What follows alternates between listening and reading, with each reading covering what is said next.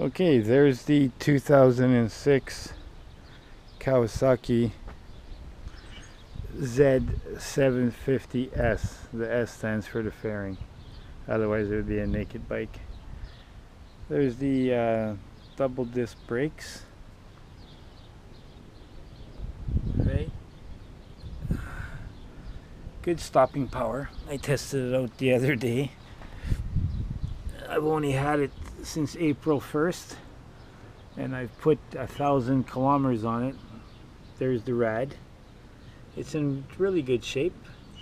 A little bit dusty for the month that I've owned it. I got to give it another good clean. Things I don't like about it is the mirrors. They don't show much behind you, and I'm not that large. And the instrument cluster numbers are a little bit hard to read, as you can see. I'll put a smoked shield over top of this, and you can definitely see the tack. I don't know why they made the numbers so small. It should have been like the tack there, that size. See that? It's got a neutral indicator, low oil, and then I have a fuel gauge here, and I got a clock mode there. I can switch those up. The other thing I'm not too fond of is the levers.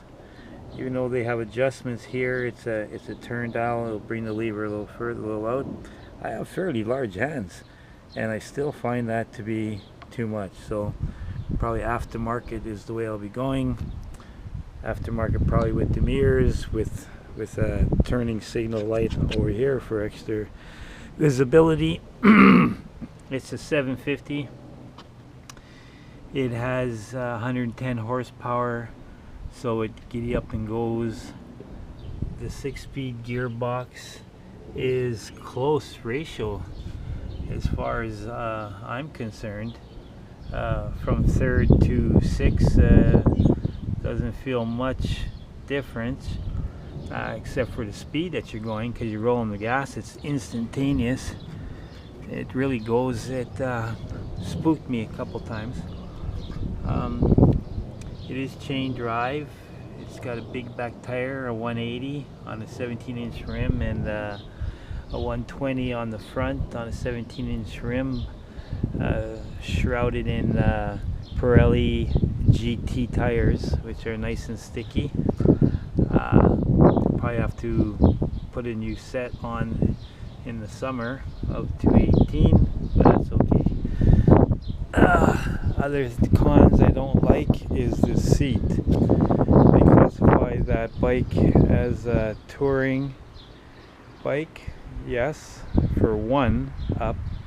If you put two people on the back, don't mind this there, I was just experimenting with this, they call that a spider web, to put a helmet there. But if you were to put a person here, that person is sliding into you every time you hit the brake. That person is also sliding into you every time you accelerate, because their ass wants to go this way. So you're holding them under braking, you're holding two people up, and I don't like that at all. None of my other bikes ever had that issue much, but this one does. I don't know if it's the horsepower or just the way the seat is, but this bike will be from now on classified as a solo bike. I'll put a seat cover here in fiberglass or plastic, so only one seat, and I might even get this seat custom done with some gel tech material. Guy down in southern Ontario said he'd do it for me for $100 if I drove the bike there, so I might just do that. So those are the cons. The brake clutch levers, don't like them. Definitely the mirrors have to go, and the seat's got to be redone. Other than that, this bike's a gem. It's got the factory 4-into-1 exhaust, which I like, but I might, they call it a stubby. I might cut it here, put all this back over here, because look at it, it's like a mile long, right? It's quiet. It does what it's supposed to do and keep the noise down, so you don't irritate your neighbors at 6 o'clock in the morning when I'm riding this bike to work now. That is good. On the other hand, people can't hear me coming. I have to pick the worst out of the two scenarios. So just a fast video on the 2006 Kawasaki Z750S, and they call this laser blue color. Never did talk about the front end too much.